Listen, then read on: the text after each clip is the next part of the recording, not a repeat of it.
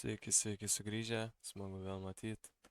Šiandien nusprendžiau, kad sureaguosiu į Jonatano X Factoriaus 2015 metais I'm Sorry, kaip dainavo, nes šiuo metu labai populiaru internete jo daina, tai sureaguosiu, nors aš klausęs jos, nemeluosiu, tikrai klausęs, manau, visą šiaip Lietuva girdėjęs, bet tikrai, manau, yra aišku tų irgi, kurie negirdėjo, tai tiesiog šiandien pažiūrėsim, kodėl jinai tokia populiari ir kodėl gauna dabar milijonus. Tai prieš video paspauskit laiką, subscribe, dislike, karočią, netyčia paspauskit linką description'e į mano Instagramą, pafollowinkit mane.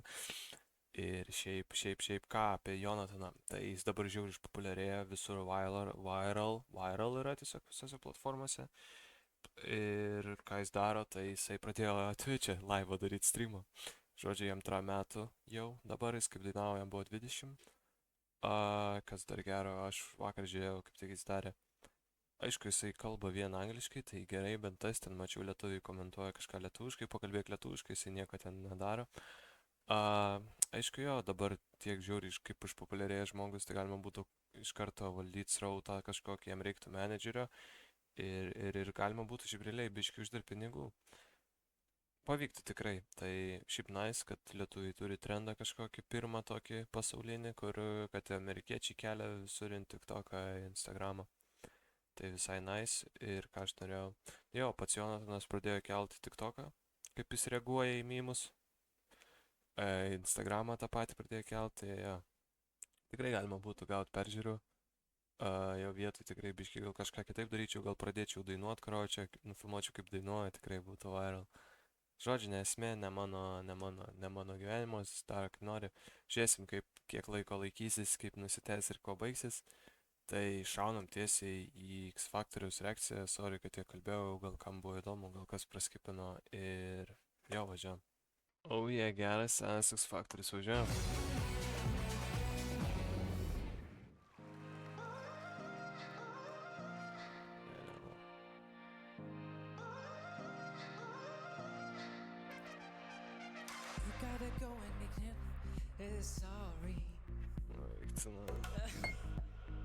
Tik dainos startas iš karto apsisimautų, nebesveiks jam. Publika padeda jam.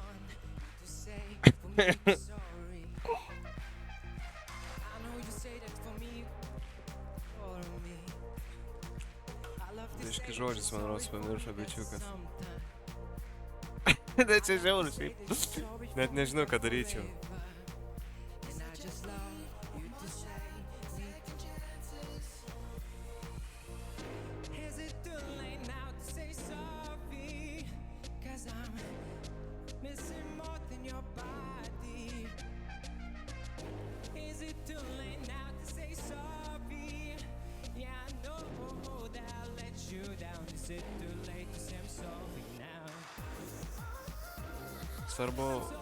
Svarbu šoka jisai.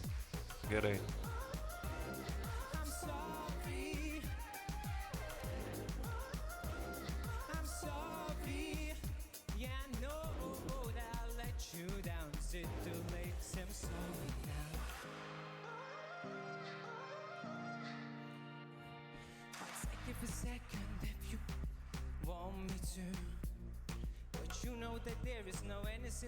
Na, čia žiauru.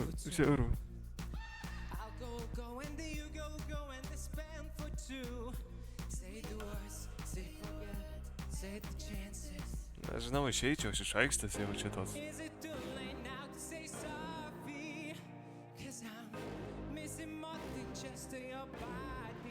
Šokėjom tai pofik, jos tiesiog atėjo savo darbą daryti šoką.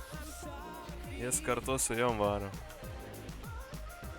Galėtų parodyti, kokia publikos reakcija, ne tik teisėjai, šiaip labai įdomu.